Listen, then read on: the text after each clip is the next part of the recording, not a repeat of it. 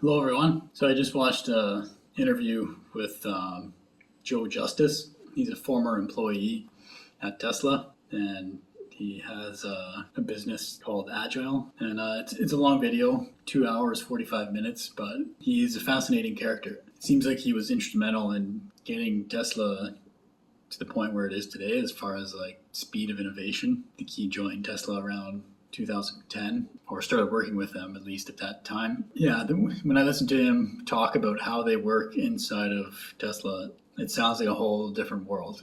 I did work for General Motors when I was in college for a summer, so I saw how a traditional automotive manufacturer worked. My dad worked for GM for 32 years, so I got a pretty good sense of how traditional automotive works. And yeah, when Joe Justice talks about what they do inside of Tesla, it just sounds like a whole different world, a whole different way of doing things. Like he talks a lot about these scrums where you have a small group of people working on something. He mentioned like there could be a group inside a car working on one thing and then a group sitting outside the car who's working on something completely different, and the car could be out in the parking lot beside the dumpster, or they could be in the factory. Yeah, you kind of have to listen to him describe it, but he's a very positive character. Like he's always smiling, and when he's listening he's always nodding, and yeah, he's just an interesting character, and he's extremely bullish on Tesla for sure.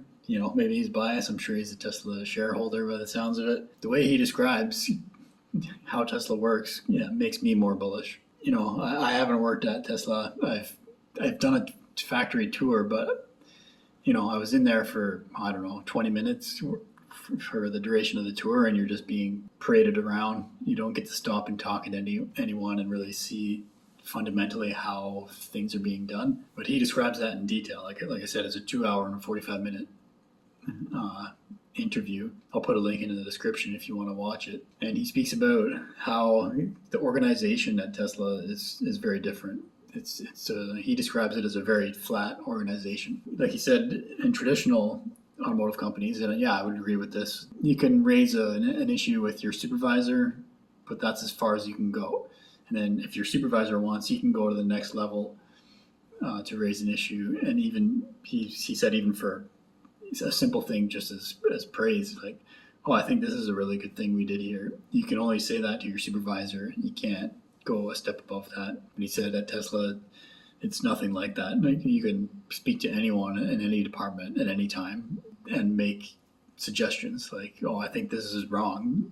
Which in some cultures, like I think possibly in like China and Japan, like you do not do that. You do not go to your superior and say this is wrong. You're asking for trouble if you do that. Whereas at Tesla, anyone, like I said, anyone can question anything. At least according to Joe. Like, I never worked there. He did.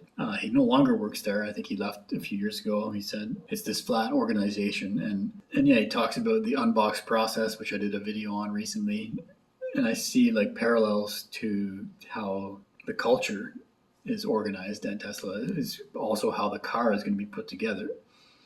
There's no boxes that you have to stay inside to make improvements. It's wide open. If you see a way to do something better, and then he mentions how it's all automated and you have full access, and you don't. It's so quick because the software can determine whether or not the change you make is going to be positive or not. You don't have to suggest it to your supervisor. Then your supervisor, says yes or no, and then you have to lay out a budget for that. It's like this software is set up so that if the change shows that it's going to do something positive, make the car better, make the car cheaper, make the assembly quicker, make the assembly process safer. They have all this software set up that makes those changes so simple. And anyone can do it. Like if you're hired to sweep the floors at Tesla, he didn't say this, but it sounds like basically, yeah, if you're hired to sweep the floors and you see a problem, you can make a change. And then the software will say, okay, yeah, that change will be positive, so yep, implement it. So he talks about how it makes it kind of like a game. It's all kind of digital, and the improvements are, yeah, he said there's displays all over the factory that say like, oh, like this team over here just improved the charging speed by 5% because of this change. And I can see, how it makes it more, it's not this like stuffy office, brown nose your supervisor environment. It's kind of like a video game, and you want to make these improvements because you want to win at the game. And it sounds pretty cool. Like I can only imagine it because I don't work there, and I'm just getting secondhand information from this Joe Justice and others on YouTube that have worked for Tesla. So I highly recommend watching Joe Justice's videos. He's got books as well about his company, this Agile. He talks about near the end about price predictions basically, and you can see the thumbnail. It says 5,000x for Tesla shares because it does get ridiculous if they solve full self-driving and your car basically becomes a robot that drives you around.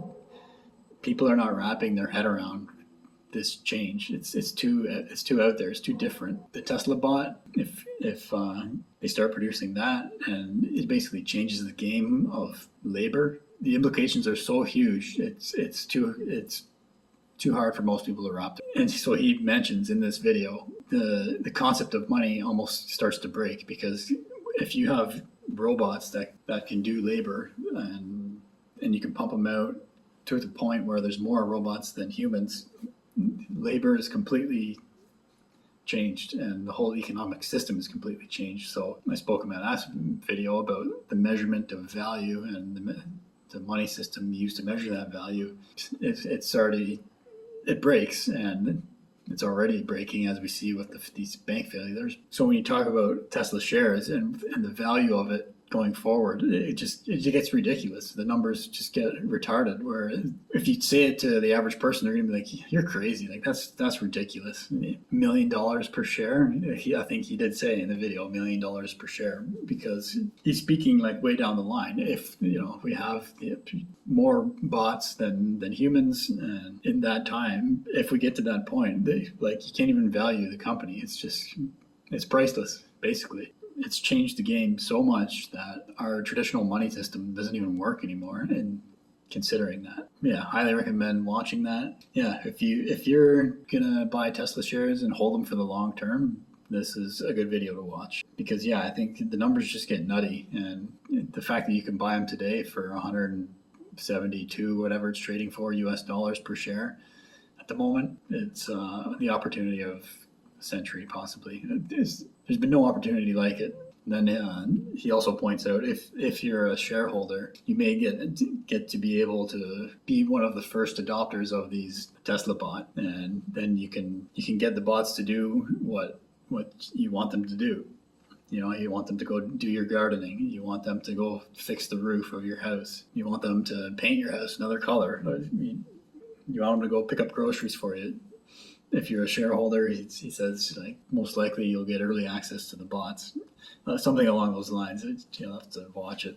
I'll have to watch it again to see what exactly he says there. But I see what he's saying. Even if you just sell some shares to buy a bot when they're there, he's in his mind the shares are going to be worth so much that you'll be able to get some of the bots for yourself. One last thing I just wanted to mention is Tesla has also made their Powerwall available again without having to combine it with the solar. Interesting point there, which kind of makes me think they're getting better with battery production, so they can put cells inside the Powerwall and ship more of these without having to combine it with the solar. Because before this change, you had to buy the whole package. You had to get, it wasn't always like that, but they had changed it, so you had to get the solar for your roof and get the Powerwall at the same time. You couldn't separate the package. So I think that's good to see that you can just get a Powerwall if you want, because there is a use case even just for if you live in an area with time of use rates. The battery combined with the software can make you money while you sleep,